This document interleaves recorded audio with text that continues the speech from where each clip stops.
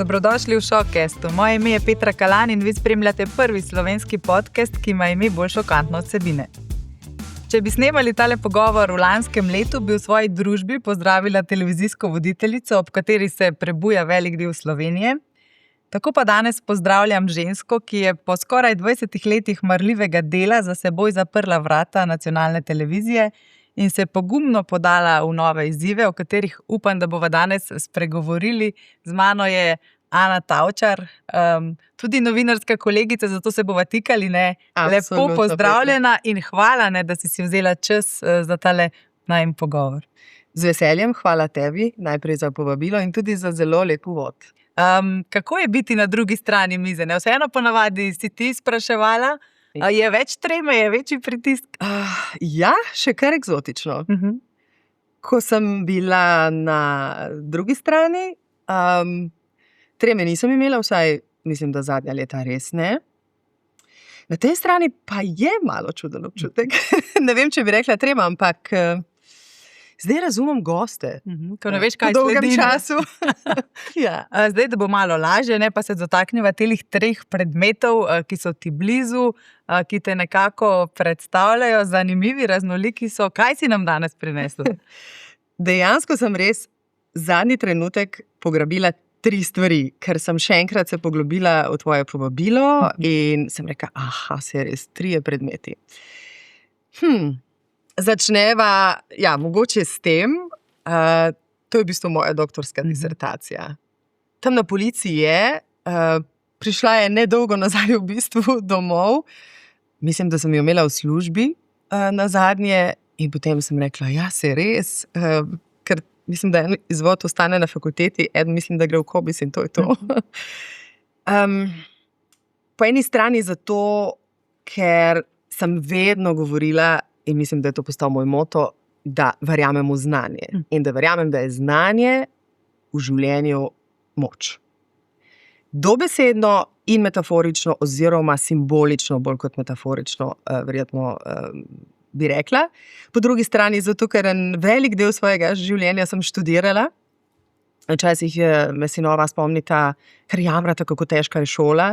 In potem seštevata, koliko let sem bila jaz v šoli. Jaz imam rada šolo, vedno sem jo imela rada, še jo imam rada, verjamem v šolo, kljub časom, ki ne nujno kažejo, da je šola tista, ki ti prinese uspeh. In to je res, sej usode življenjske so zelo različne. Ampak vseeno verjamem v znanje, v izobrazbo. Meni je bilo res užitek študirati, zato ker sem imela rada to, kar sem študirala. Študirala sem jezike in če bi še enkrat zbrala, bi enako, torej isti program bi izbrala. Študirala sem angleščino in nemščino in potem sem se fokusirala na nemščino in tudi, ko sem to disertacijo pisala, vsako leto sem šla v Nemčijo, ker sem raziskovala in meni je bilo to eno super poglavje.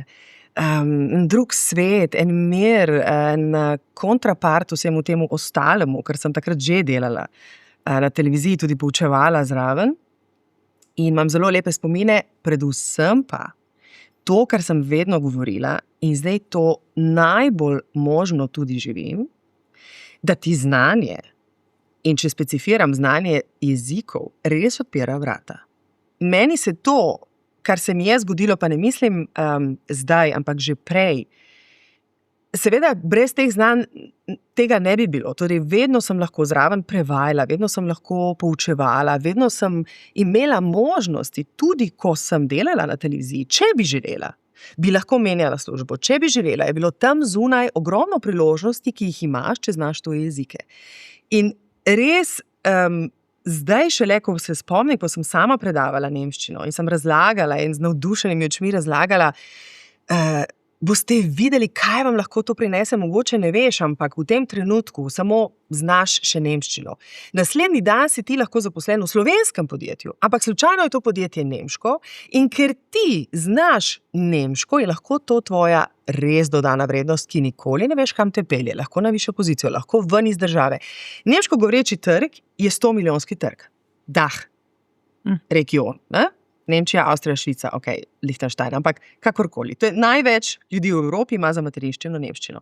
Torej, zdaj si predstavljate mi tukaj določeno število, ko ti znaš ta jezik, se za druge tudi podobno velja. Ampak recimo nemščina je pač v našem prostoru zelo, zelo pomembna. Nam je tudi ne nazadnje blizu, vse smo z Avstrijci sosedi. Se tvoje možnosti povečajo na 100 milijonov približno. In se spomnim študentke medicine, ki se je učila nemščino zato, ker se je zaljubila v Nemca in ker je želela delati v Nemčiji. In njej je pač jezik odprl vsa ta vrata. Spomnim se, da sem predavala zelo uspešni ženski, ki dela na Evropski centralni banki. Je rekla, ja, meni to znanje bistveno pomaga, ker mi daje prednost pri kolegih. Lahko je drobec, ampak ta drobec je lahko nekega dne zelo pomemben na tvoji poti. Osebni, karierni, poslovni, povsod.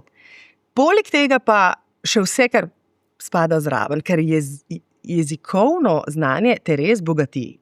Odpira svetove nove, kulturo novo, zmanjšuje stereotipe, dokazano je, da menda ne preprečuje demenco ali Alzheimera, ampak bistveno lahko zaustavi te procese, o tem sem celo intervjuje delala. Skratka, jaz sem velika fenica, po domače povedano, stojko povedano, da mi ne bodo rekli gledalci, da kot lingvistka uporabljam tujke, meni so všeč tujke, ne vem, zakaj jih ne bi.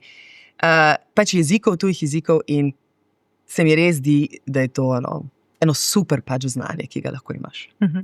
Zakaj ravno nemščina? Si Primorka, bliže je Italija, po francoščini si tudi sanjala in potem kar ta nemščina od nekje prileti. Točno, kako veš, res je bilo, to je v bistvu bilo naključje. Jaz, ko sem se vpisovala v gimnazijo na Primorskem, mislim, večinoma vsi izberejo italijanščino, oziroma italijanščina je drugi tuji jezik, poleg angleščine, ki je najbolj prisoten.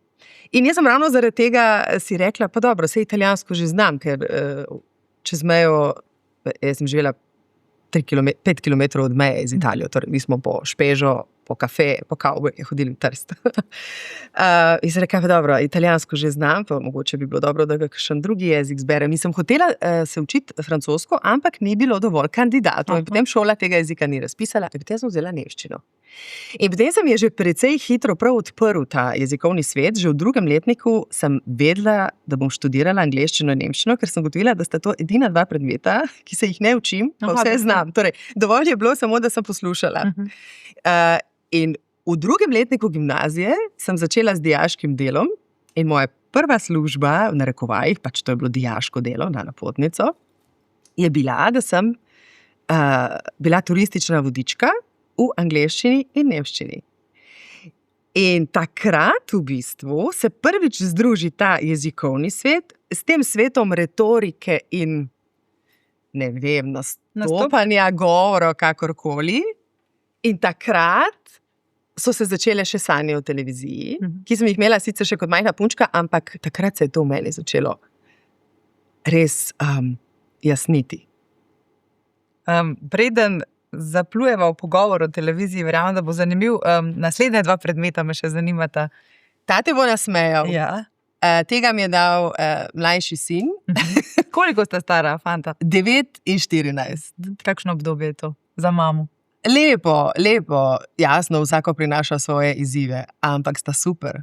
Moja največja sreča. Super se imamo. Avto zato, ker je to iz kolekcije mojih 2 sinov, jasno, starejši je že velik, no. Ampak ta je ostal. Če bi poslušala mlajšega sina, ki mi ga je izbral, je rekel, McLaren, ta ti bo všeč, mama, pa še zlata barva, ki ti je všeč, sem se mu prav nasmejala. Jaz sem sicer potem ugotovila, da je veliko simbolike. Eno je, da je to moja asociacija na moja 2 fanta. In da se mi fino zdi, da sem mama 2 fantoma.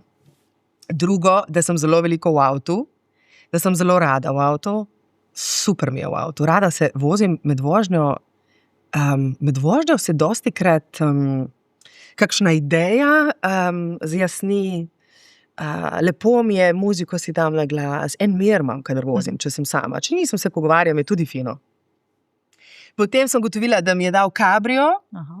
Prvi avto, ki sem si ga kupila s svojo prvo plačo, mislim prvo, so se nabrali 3, 4 mogoče, ampak Prvič, ko sem se zaposlila, je bil Cabrio, nobena prestižna znamka, daleč od McLarena. Ampak to so bile sanje. Občutek svobode. To je vrhunski občutek. Upam, da še kdaj to doživim. Jasno, ko imaš družino, najbrž Cabrio ni ravno dobra izbira, ampak takrat sem bila v svojih 20 letih, na začetku, ko sem začela še kot študentka na televiziji delati. In to je bilo top.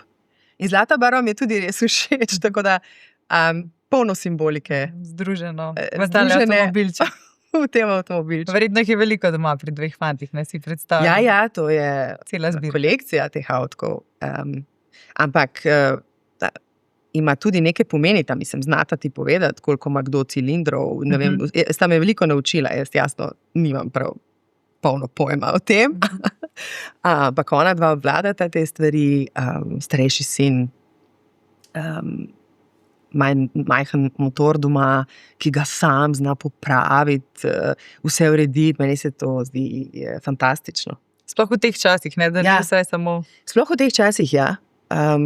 To se mi zdi ena taka androgena zadeva, ena taka fina stvar, tehnika, stik, poznavanje motorjev, tehnologije. Ne vem, meni je to všeč v tem moškem svetu, mogoče, no, ne vem, jaz sem, kaj s tem tak... Meni so všeč te vloge med nami, čeprav po drugi strani vse dojemam zelo, zelo fluidno. In odprto. In ne delam razlik med spoloma, po drugi strani pa jaz najbrž sem nekdo, ki ima jaz imam zelo rada ta ženski svet, moje feminilne neke kotičke stvari. In isto me na drugi strani so mi všeč te mogoče, malo tipično, kar je težko govoriti, zato ker ne bi rada bila stereotipna, ampak to, kar je mogoče stik z nekim androgenim svetom. Kakšna mama si? Če bi se opisala, je to neka permisivna... Permisivna gotovo ne, ampak tudi prav stroga nisem. Sem mislila, da sem, pa mislim, da nisem. Permisivna ne. Če bi ti rekla, kakšna mama sem, ne vem, naravna. Intuitivna. Ja. Normalna. Mislim, to je problematična beseda. Ja, mora biti previdni. To je zelo problematična beseda, ampak... V tem kontekstu normalna, ne vem, nekomplicirana. Sej res, ja, ni dobra beseda. Mogoče, če se primerjaš s svojimi starši, si povzela kaj po njih, si veliko prilagodila, zmeraj malo posodabljamo nove generacije. Veš, kaj bi ti rekla v bistvu? Da sem bistveno ozavestila določene vzorce, ki mogoče niso bili najboljši pri starših in jih tudi na zavedni ravni popravljam. Verjamem pa, ker smo vseeno pač precej nezavedna bitja, da tudi marsikaj ponovim, kar so naredili moji starši. Ne? To je ena taka zanimiva psihološka debata. Ne vem, po drugi strani si pravim, jaz sem tudi samo človek, ne moram biti idealna, perfektna mama. Sej tudi perfektnega očeta ni. Pa malokrat vprašam očete, kakšni so, pa kako vzgajajo. To je še zmeraj vprašanje za mame in veliko se tudi nam nekako obeša, češ ti si tako vzgojila ali pa ti ne vzgajaš pravilno ali pa mama je lahko konotirana veliko slabše, če nekih vzgojnih metod mogoče ne dela tako, kot bi se pričakovalo, kot bi morala, vse bi moralo biti perfektno, ne, pri nas ženskah. To je case. Slabši vzgojni rezultati so nam pripisani. Nam pripisani, ja. Boljši pa mogoče očetom. Pa se ti zdi, da je velika teža na tej naši generaciji, da rešujemo vzorce, odkrivamo nove modele vzgoje, nekako vse to breme dveh generacij je padlo na nas, ne, staršev in še naslednje generacije. Je veliki izziv, zato ker predvsem naši starši so živeli v res nekem drugem obdobju, če pogledaš, kakšen je ta razvoj v nekih zadnjih letih. Torej, še jaz, ki se nimam za staro, mislim, jaz sem vedela, kaj je internet, ne, do konca osnovne šole. Jaz se spomnim, da je internet tam nekje enkrat prišel v naše kraje, mobitel, ne vem, jaz sem ga, mislim, da dobila prvič na koncu osnovne šole, v srednji šoli. Mislim, to je drug svet. Mi smo se še klicali na stacionarne telefone. Torej, če te je fant hotel povabiti ven, je moral klicati tvoje starše. Za stacionarni telefon se predstaviti. Torej, drug svet. In To potegne za sabo vse, ker to je res druga generacija, drugi svet in meni se zdi, da so to res veliki izzivi. Jaz tudi mislim, da ta generacija zdaj recimo vidim pri svojih otrokih, da jim je res težje, kot je bilo mogoče nam po eni strani, zato ker je to ena tako kompleksna era zdaj. Ja, po eni strani je res super, zato ker je vse dosti bolj odprto in tekoče in ja, ampak skriva dosti pasti, v bistvu, če se potem začne spuščati v detajle, ki so se spremenili v življenjih. Tako da to je velik izziv. Posebej pa jaz verjamem v to, da je nasploh vedno velik izziv, zato ker verjamem, da vsak pride sem z neko zgodbo, z neko svojo usodo. Vsak od nas pride sem z nahrbtnikom, ki ni prazen, zato ker vedno v otroštvu vsak izmed nas, ne glede na to, kako ne popolna ali popolna in vse tukaj vmes in še stran, vsi ekstremi, so se dogajali med štirimi stenami. Vedno enkrat nekje v življenju to prihaja ven, se najbrž s tem soočaš, vsaj če delaš na sebi, kar skoraj mislim, da moraš. Tako da vsak ima nekaj v nahrbtniku in nekaj, kar je dobival v življenju, kar predstavlja izziv. Če hočeš biti boljši človek, če hočeš biti boljši do skupnosti, boljši do sebe. In nasploh, ko greš skozi življenje, vedno so izzivi, nekateri imajo res velike, nekateri manjše, ampak vseeno vsak ima in nosi svojo zgodbo, ki jo mora razdelati in v tem življenju gotovo narediti. Kako poln je bil ta tvoj nahrbtnik? Oziroma, kdaj si ga začela odpirati? Pride obdobje v življenju, ko začnemo brskati, ne? Nekaj časa to odrivamo, pa nam ni blizu, potem pa se mi zdi, da se vsakemu zgodi. Res je. Jaz mislim, da sem imela srečo in da nobenih posebnih ekstremov nisem nosila v tem nahrbtniku. In to jaz mislim, da sem lahko hvaležna za to. Ne vem, če je to sreča, ker sreča mogoče bolj odvisna od nekih zunanjih faktorjev. Sama sem se trudila, okolje sem imela tudi spodbudno, neidealno. Absolutno neidealno. Recimo, nič mi ni bilo prinešeno na pladnju. Vse sem se morala sama do tega priti, sama se naučiti. Jaz sem bila vzgajena v zelo, zelo pomotu, recimo, kako gre že tista, ne nekomu dati ribe, ampak nauči ga, kako ribo loviti. No, moj oče je celo to enkrat citiral, jaz se spomnim, pa sem bila še zelo, zelo majhna. In v tem duhu smo mi odraščali. To je precej point vsega. Ampak vseeno sem hvaležna, da sem imela eno lepo izhodišče. Tako da delno sem se kasneje potem na poti srečevala in z vzorci in z mojo usodo, ki pa vendarle ni ista, kot so moji starši.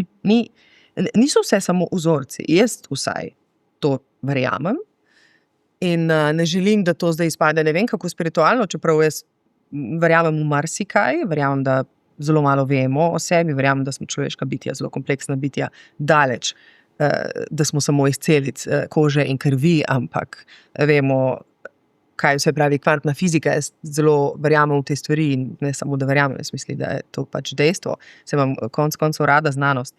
In verjamem, da ima pač vsak od nas neko svojo pot in da ne moreš vedno vsega pripisati družini ali pa članom družinskim ali pa ljudem, ki so ti naredili kaj hudega na poti. Ker ne maram tega, teh iskanja krivcev, občutka žrtve. Vsak ustvarja svojo usodo. Deloma jo imaš že ustvarjeno, verjamem, torej jaz verjamem v to, da imaš neko pot tukaj, ki ti je namenjena, ampak verjamem tudi, da lahko bistveno pripomoreš k temu. Verjamem v tako imenovano sinhro usodo. Zanimivo, to pač nisem slišala. To je kombinacija med usodo in med lastno vplivanje, med lastnim vplivom. Ja? To je prav ena knjiga, mislim, da se celo isto, da je prav naslov isti, sinhro usodo, ki mi je zelo všeč. Zdaj, tretji predmet. Tretji predmet. Sem pričakovala nekaj glasbenega, tudi preposlušala sem zdaj zadnje dni tvoja glasbena udejstvovanja, kar nekaj na YouTubeu tega. Ja. Tiste oddaje o ljubezni, ne. TV klub. Pa seveda avtorski komad Ženska. Točno, ja. Glasba je nekaj, kar te zaznamuje. Se samo pri eni pesmi ostala. Torej, glasba je pa nekaj, kar očitno je v moji duši, sicer to je res za dušo.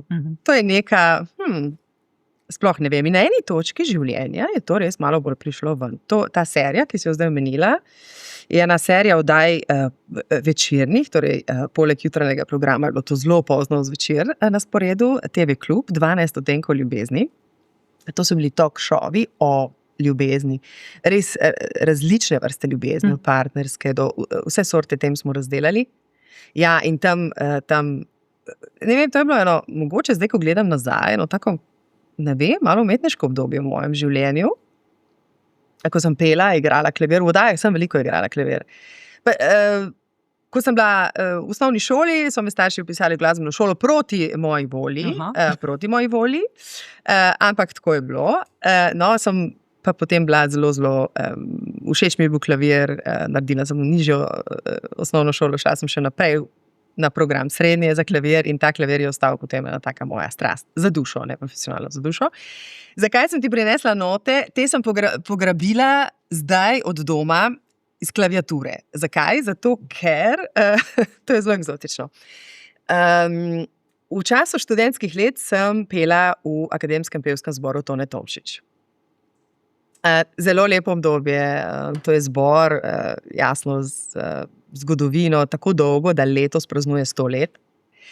In ob 100-letnici obstoja APZ Tone Tomšič so poklicali mislim, da vse stare generacije iz naše dirigente, zborovodje in vadimo in pripravljamo veliki koncert v Cankarjevem domu, ki bo oktobra, z generacijami skozi teh 100 let, mislim, kolikor nas še Koliko je. bo to nastopajočih? Ne vem, koliko bo nastopajočih, nimam končnega programa, še ogromno. Jaz mislim, da ogromno, jasno, predvsem bo tudi aktualen APZ, si mislim. To je zdaj vse še v nastanku, ampak mi smo se začeli dobivati, resno treniramo z našo zborovodjo Uršo Lah, ki je vrhunska zborovodja, tudi v internacionalnem smislu.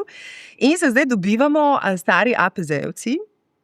Zame je to po 20 letih, predstavljaj si, in študiramo skladbe. Mi smo dobili zelo težko skladbo. Libera me je skladba Nane Forte, ki jo poznamo. To je naša skladateljica, mlada, to je izjemno mlada generacija, sodobna generacija in ta skladba je izjemno sodobna. Težka za pevce, zato ker je zelo na poltonih, na disonancah, ampak zelo efektna. To je zelo, zelo, zelo moderno. Zelo moderno. In zdaj to bo velik izziv to naštudirati, da bo reprezentativno oziroma da bo vsaj stalo na odru. In lepo mi je se enkrat na mesec, dva mogoče srečati z vsemi starimi kolegi, videti, kako je vsak šel na neko svojo pot, se vrniti v ta študentska leta in ne nazadnje spet imeti nek mali stik z glasbo, ker zadnje čase res nimam časa niti možnosti, da bi se z glasbo ukvarjala. Zadnjič sem po dolgem času nekaj zaigrala na klavir in tehnika jasno se zelo hitro zgubi, če ne vadiš. To gre. Padeš iz forme. Ja, padeš iz forme. To besedno padeš ven, po domače rečeno. Ja. Moram pa priznati, da sem pričakovala vsaj en predmet, ki bo vezan na tvojo dolgoletno udejstvovanje, zaposlitev na televiziji. Kako je zdaj? Slučajno ni. Po več kot 20 letih. Sem razmišljala, če imam še kakšni torbici, kakšno slušalko, ne vem, mikrofonček, sem mikrofonov ne moram imeti, to so televizijske stvari. Sem se spomnila na to. Ampak ne vem, potem enostavno sem to pograbila in šla. Jasno, televizija je tista, ki je zaznamovala točno polovico mojega življenja.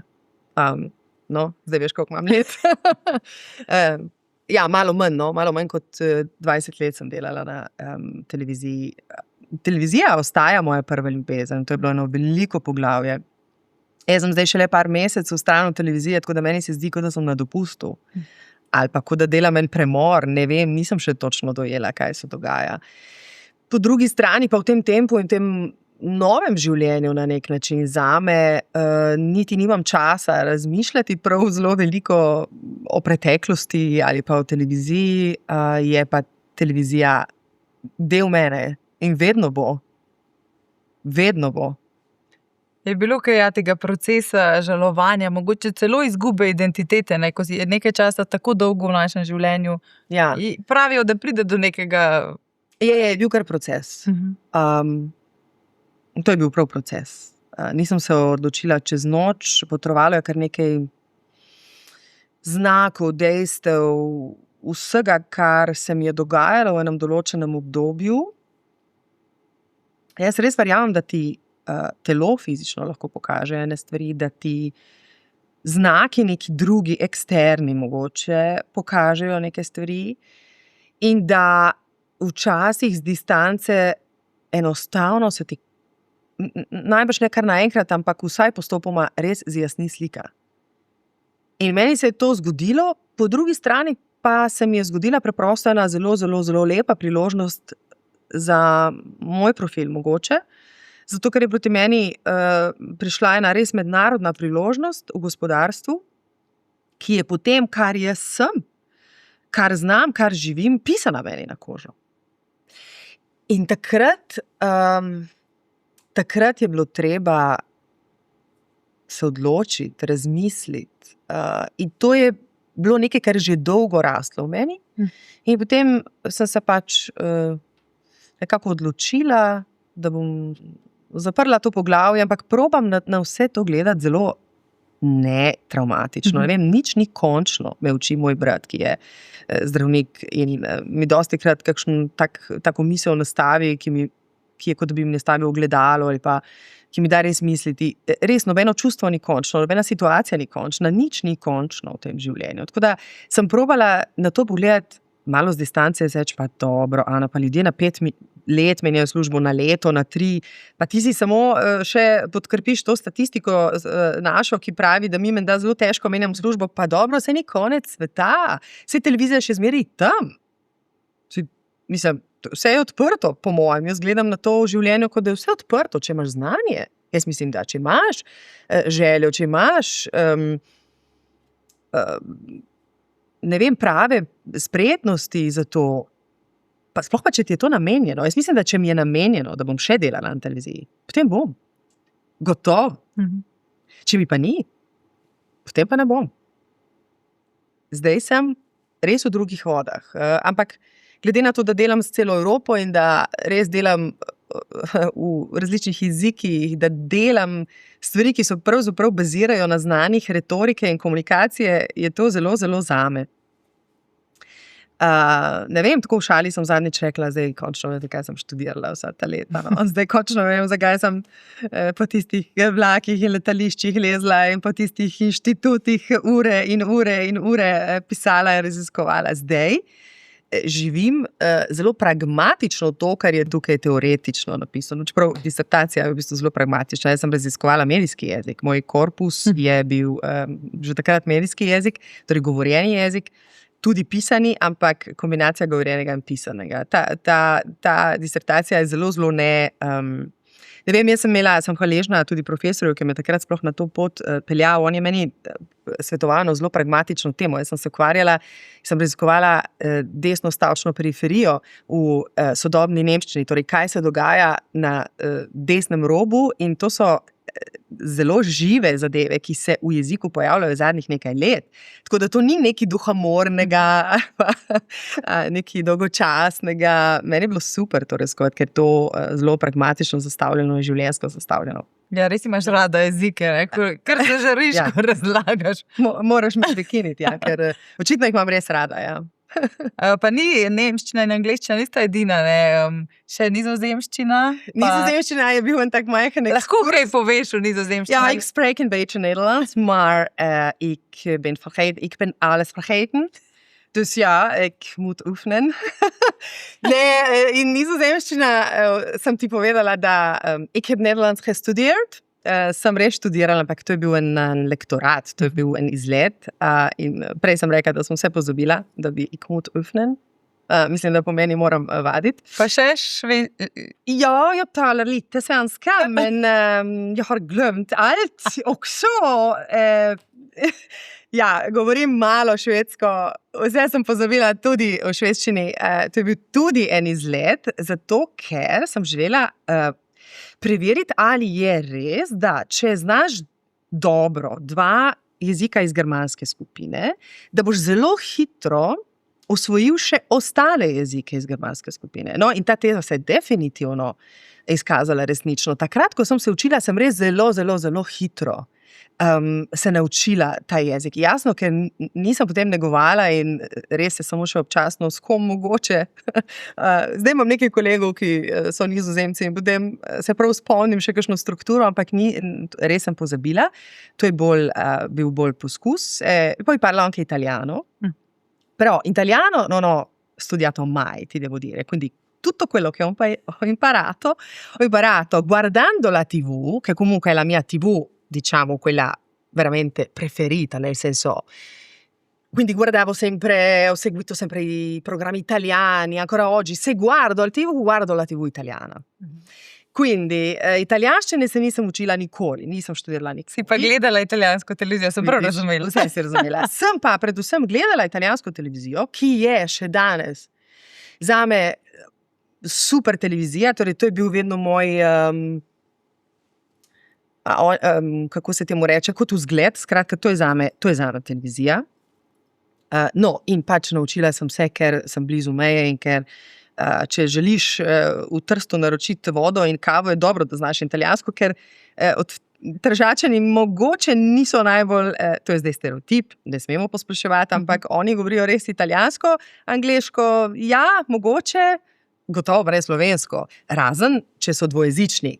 Seveda Trst je zelo dvojezičen, prav konkretno ti naši kraji, ja, ampak če si nekje, ker ne govorijo slovensko, je dobro, da znaš italijansko, če se želiš kaj dobrega zmeniti. Zdaj, v tej službi, kjer sem, pa moja znanja italijanščine res zelo prihaja na površje, ker z vso Italijo, in tam imamo mi zelo veliko sodelavcev, moram govoriti italijansko. Oni nemško ne govorijo, vsaj kolegi iz našega omrežja ne, razen mogoče 2-3 izjem.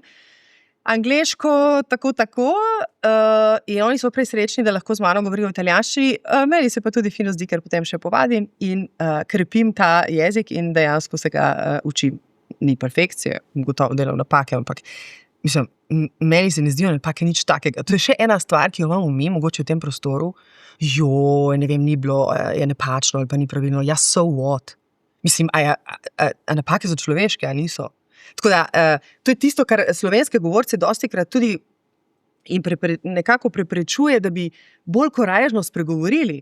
Italijani, posplošujem zdaj, no, oni, ko se naučijo 2-3 osnovne fraze, oni bojo takoj rekli, da so poligloti. Mi znamo recimo dobro angleško, ne, slovenski govorci načeloma recimo angleško res dobro govorimo, pa najbrž zelo skromno rečemo, ja, I speak English a little bit, ne vem. Zelo smo skromni. Potem, ko delaš ti v bistvu z ljudmi v nekih drugih velikih državah, vidiš, da njihova znanja prvega tujega jezika, ki je lingua franca, ki je nam zdaj skupen, ne, so bistveno nižja. Govorim vedno, posplošujem. Torej, se zavedam, da jasno so izjeme, ne, ampak če gledamo globalno, no, v tem našem prostoru smo lahko zelo, zelo, zelo samozavestni, kar se tujih jezikov tiče. Jasno, slovenščina je težek jezik, zato je najbrž nama dvema lažje se naučiti mogoče nemško kot nekomu, ki je materni govorec nemščine slovenščine. Ne? Gotovo, zato ker pač tako je, ker je naša sintaksa, naša morfologija bistveno težja, če sem realna, verjetno v slovenščini. Pa celo življenje smo v stiku, vseeno nekako. Celo življenje smo v stiku, ja. Prek televizije, ne? Tudi. Ja, prek televizije. Mi smo pač taka država, tak narod, ne? Mi smo pač relativno majhni v Evropi, ampak super, meni se zdi super. Jaz zdaj vedno bolj sem hvaležna in vedno bolj se zavedam, kako lepem prostoru živimo po eni strani, ne? Kako imaš tukaj vse, ne? Morje, gore, no, lepo zeleno državo, ki je varna. To je begrif, bi rekli Nemci, ne? Sicher. Ne? Kaj pomeni danes in čemu lahko rečeš še varno, ne? Tako da ja, ampak ja, meine erste Liebe, was die Sprachen angeht, bleibt deutsche Sprache. Kako se je zdaj ta tvoja dinamika vsakodnevna spremenila? Preden smo začeli snemati, si rekla, da ne maraš zgodnega ostajanja, vendarle ironično, ne, je bilo to velik del vsakdana. Kakšna je zdaj ta dinamika? Jaz sem oboževala jutranji program in še danes mislim, da je to program, ki je zelo, zelo po svoji, da je to super oddaja, po svoji strukturi, po vsem tem, kar ti prinaša, ker to je ena res taka unikatna zmes vsega, ne? Informacije, razvedrila, življenjskosti. Torej, ta ljubezen do te oddaje mi je potem nekako olajšala to vstajanje, čeprav to je bila, ta del je bil vedno mučen. Jaz po svoji naravi pač težko funkcioniram zelo zgodaj zjutraj, tako da to je dobro, da mi ni treba več vstajati ob 4. Moj ritem je zelo drugačen, zelo svoboden, v smislu odvisno, kaj je tisti dan na programu. Jutri imam prvi sestanek ob 10 v Trstu, potem delam v pisarni tam, potem grem naprej proti Benetkam, kjer sem 2 dneva, zato ker imamo tam določene zadeve. Skratka, to je zdaj zelo dinamično. Naslednji teden oziroma čez 10 dni sem v Španiji na Marbelli. Vmes delam, imam smart working od doma. To je zdaj čisto nekaj drugačnega. Torej, kaj da ti rečem, od enega zelo, zelo rigidnega urnika, ne vem, mogoče je to malo prehuda beseda, strogega, strukturiranega. Čeprav mislim, da rigidno sploh ni tako slaba beseda, v tem kontekstu je treba brati malo konotacije zraven, od 7 do 3 ali pa od 8 do 4. Čeprav moje delo na televiziji je bilo vendarle dinamično, ampak vseeno je javni zavod kot tak, ima strukturo, želi strukturo, ima ure, ima minute, vse to ima. Tukaj je pa čisto drugi ekstrem. Tukaj je pa svoboden, dinamičen urnik, ki nima pravil. Torej, lahko je, nikoli ni ob 5 zjutraj, jasno. Ne? Delovnik naš začne tam nekje ob 9, realno. Imamo tudi neko splošno, kako se temu reče, nenapisano, mogoče pravilo. No? In nekako Evropa v tem smislu, vidim, tudi sama funkcionira od 9 naprej, ampak ne do 3 in 4, tam do 6, 7 gotovo. Je pa po drugi strani spet to področje, kjer smo mi aktivni tako, kjer si na voljo skoraj 24/7. Po drugi strani si pa lahko zelo, zelo sama strukturiram potovanja, dneve, sestanke, urnike. In to je za mojo svobodno ovnovsko dušo spet nekaj, kar je zelo pisano na mojo okolje. In kdaj je ta nevarnost mogoče, da preveč delaš, če lahko sploh? Ta nevarnost je leži vsak dan. Ker ni od 7 do 3. Dela je do polnoči, lahko sploh ne nehaš delati, če želiš, ne? In tudi dela je toliko, da lahko bi delal 24 ur na dan. Ampak, ker vseeno imamo nekaj izkušenj in ker vemo, da vseeno služba je tudi samo služba, ne? Mi zdaj veliko govorimo o tem obdobju izgorelosti, mlada generacija ti bo takoj povedala work-life balance, work-private life balance, to je razmerje, harmonija med delom in zasebnim življenjem. To vidim moji mlajših kolegi. To pomeni res mlajši v 20, recimo. Mislim, oni zaprejo pisarno, telefone, grejo domov. Spet nekaj, kar naša generacija. Nekaj, kar naša generacija, ne? Pa nismo stari, po mojem. Ampak smo se ravno ujeli na to. Tako nam to, meni, jaz sem zelo, zelo tako vzgojena, da je pač treba delati in se žrtvovati za posel in službo. Mi je še zmeraj težko vse sklopiti, ampak nekako najdeno ravnovesje je vseeno pomembno. No? Jaz sem večkrat rekla, da jaz zelo rada ne delam ničesar, to sem se od Nizozemcev naučila. Nič doing. Oni imajo to prav tako, mi smo na lektoratu se o tem pogovarjali, delati ničesar, ko se reče, da nič ne delaš, ne? Torej, da si vzameš zavestno počitek, dobesedno, oziroma da ne delaš nič, prav nič, lahko je to gledanje, lahko bereš knjigo, lahko greš na sprehod, zame je to ponovadi, ne? Ampak da se res odklopiš. In jaz to delam, torej regularno ne delam nič, zato da res harmoniziram to dvoje. Torej, ogromno dela, kapitalistično ogromno dela, tudi kapitalistično nič dela. Torej, burnout je sodobna zadeva in vsi, ki smo mogoče bili na robu tega ali pa celo tam, vemo, da moraš pri sebi res harmonizirati zadeve, drugače ni v redu. Drugače bo zdravje, prej ali slej, se oglaslo. In v to, ne samo da verjamem, to tako je. Zdaj ta delo je vrednota, ne? Tako so te vzgojili, si rekla. Je to, ko si bila zaposlena v takem velikem ustroju, kot je nacionalna televizija, Je to prednost ali slabost, da je delo vrednota? No, to je zdaj težko vprašanje. Zato, ker če sem zelo iskrena zdaj, je to stavek, ki ga jaz popravljam od mojih staršev. Mislim, delo je vrednota. To lahko razumeš na več načinov, ne? Po eni strani, tako kot si zdaj povedala, po drugi strani, kot hvaležnost, da mi delo imamo, da živimo v prostoru, kjer je brezposelnost nizka in tako naprej. Ne vem, veliko interpretacije. Jaz vedno gledam zelo filozofsko na take v bistvu teze, ki se prenašajo med nami, ne? Po drugi strani pa, če mene danes vprašaš, ta prevelik fokus na delo in prevelika identifikacija z delom in prevelika obremenjenost z delom, mislim, nikoli ne vodi v nič ne vem kako dobrega. Uspeh kot tak, če mene vprašaš, z nekimi blaznimi ekstremi ni povezan. Tako jaz doživljam uspeh. Je pa spet relativno, kaj je zate uspeh. Zame uspeh ni, da delaš od jutra do večera. Zame je to precej neuspeh, po mojem. Zame je uspeh, da imaš počasno jutro, da imaš dobre ljudi okrog sebe, da imaš zdravo telo. Da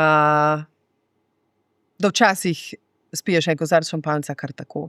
To je zame. Mislim, razumeš, simbolično poskusim povedati, čeprav to je v bistvu dobesedno zelo mislim. Tako da ta stavek jaz mislim, da je treba malo na novo pogledati in ga prevetriti.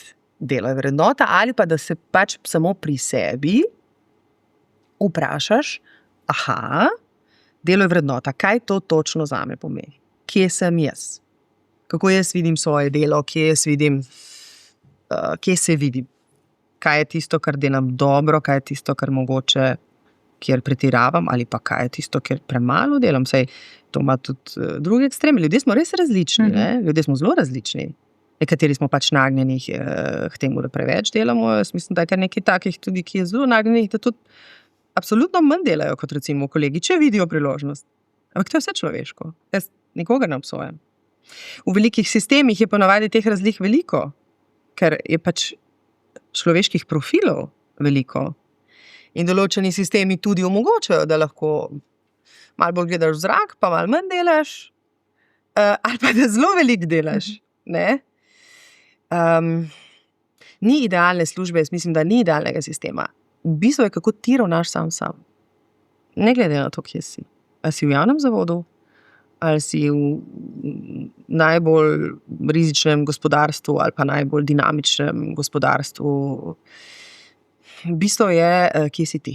Kako se ti pozicioniraš, kaj želiš od sebe, kje so tvoje osebne meje, ker jaz tudi mislim, da ima vsak od nas bistveno različne meje. To, da doživiš izgorelost, je mislim, da zelo individualno pogojeno. Nekdo ima, tako kot prag bolečine, ne? Lahko ima zelo nizek prag bolečine, lahko pa zelo visok prag bolečine. In jaz mislim, da je to zelo podobno z stresom, ker nekdo ga prenese res bistveno več in to pomeni res prenese, torej da nima nekih bistvenih težav zaradi tega, ali pa da vsaj še ne nastajajo, da se ti ne telo oglasi, ali pa kakšna druga situacija v življenju, ko se zavedaš, da si bistveno preveč kot stresom. In nekateri gredo lahko zelo daleč, nekateri pa ne in se tudi prej ustavijo. Jaz mislim, da ima vsak pač te svoje neke obrambne mehanizme oziroma telesne, zdravstvene mehanizme, okoljske mehanizme, ki te v življenju vodijo, ki ti pokažejo. Pogrešaš, da je adrenalin televizijski, ko se lučka prižge, ko gre v živo. To je neke vrste odvisnost, mi tukaj kdaj gostje rečejo, ne, da televizija zdaj, se s tabo pogovarjam, zdaj se spomnim, se je res, tukaj sem bila doma. Je občutek domačnosti. Ja, to pa je, Ne vem, če bi ti rekla adrenalin sicer, no, jaz tega nisem doživljala kot adrenalin, meni je bilo to sprostitveno. Mirnost. Meni je bilo bolj zaupano v pisarni to pripravljati, pa vse ta stres prej in potem, to priprave, klicanje, ta je odpovedal, tega ne bo, takrat pridi, vse je ostalo. Ko sem jaz prišla v studio, sem prišla domov.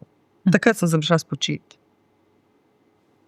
To je potem tista prava ljubezen, ki ti da mirnost.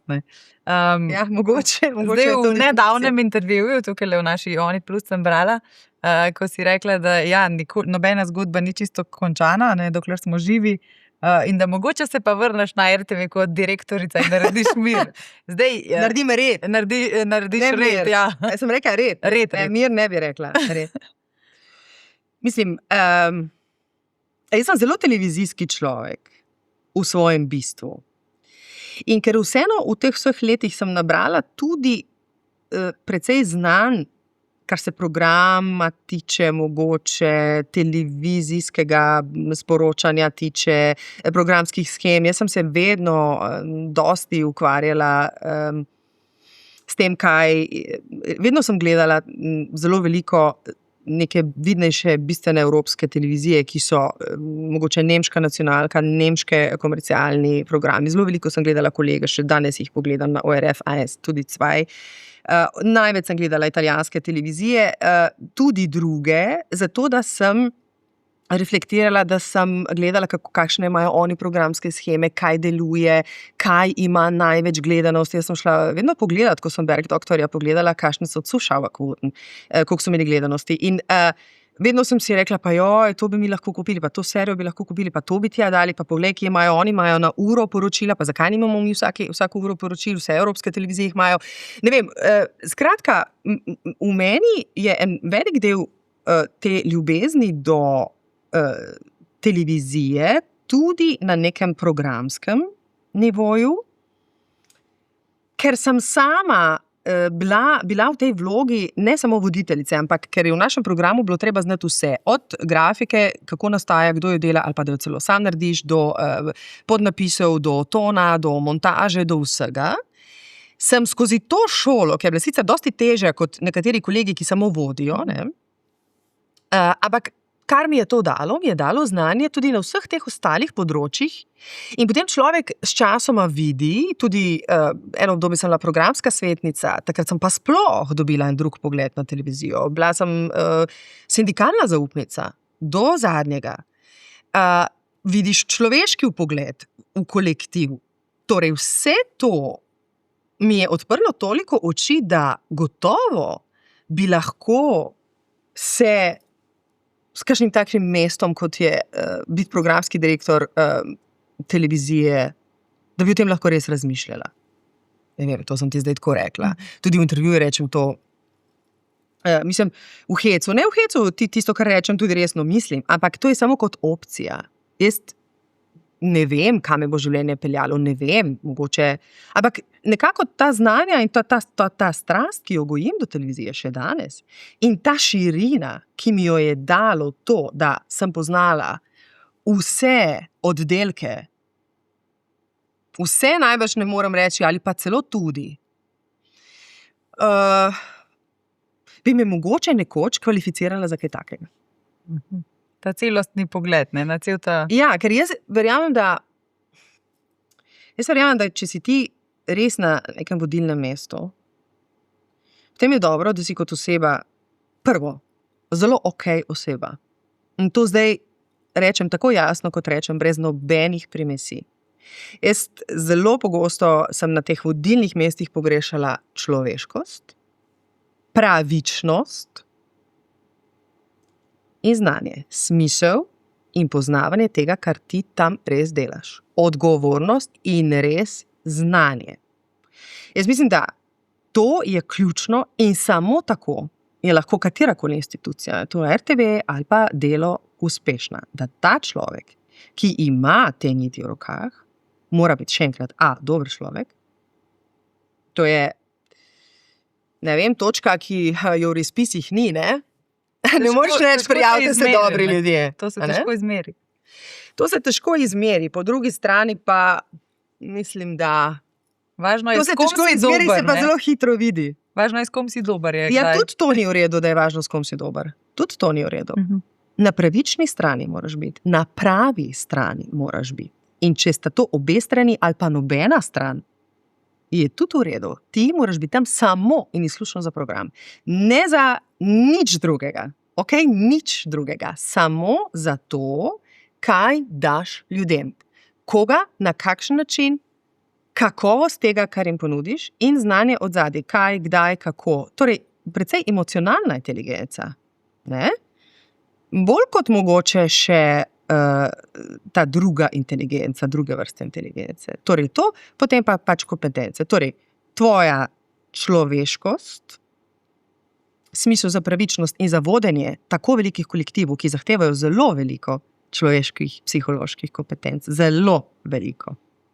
In potem znanje televizijsko, ki jaz mislim, da je zelo, zelo, zelo pomembno in enostavno jaz pač gledam na zadeve tako. Takrat, ko se poklopi, ko prihajajo ljudje, ki to združujejo ali pa vsaj približno združujejo, ponavadi je to dobro.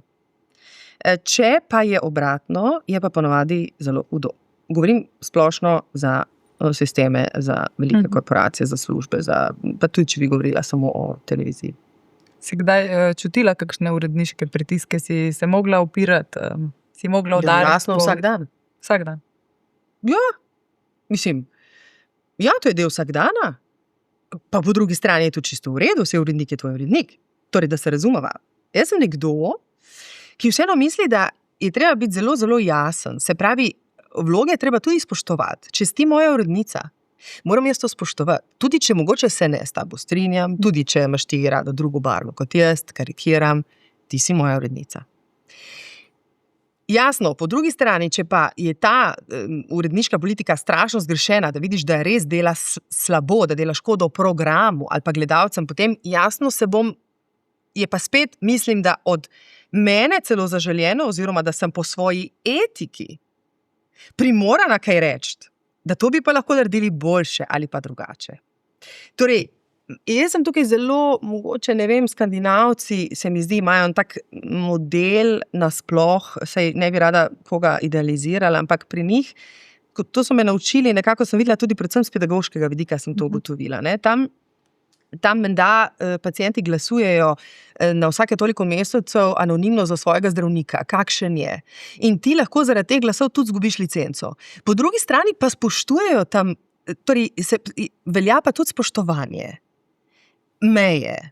Torej jaz sem tukaj, prihajam kot nekdo, ti si, ne vem, zdravnica moja. Torej jaz zagovarjam oboje.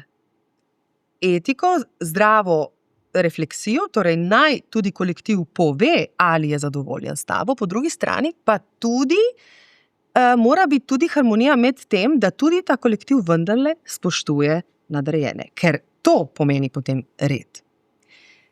Zato pravim, najboljše je, če so vsi ti nadrejeni res pravi ljudje na mestih oziroma da imajo znanja, ker potem teh težav ni.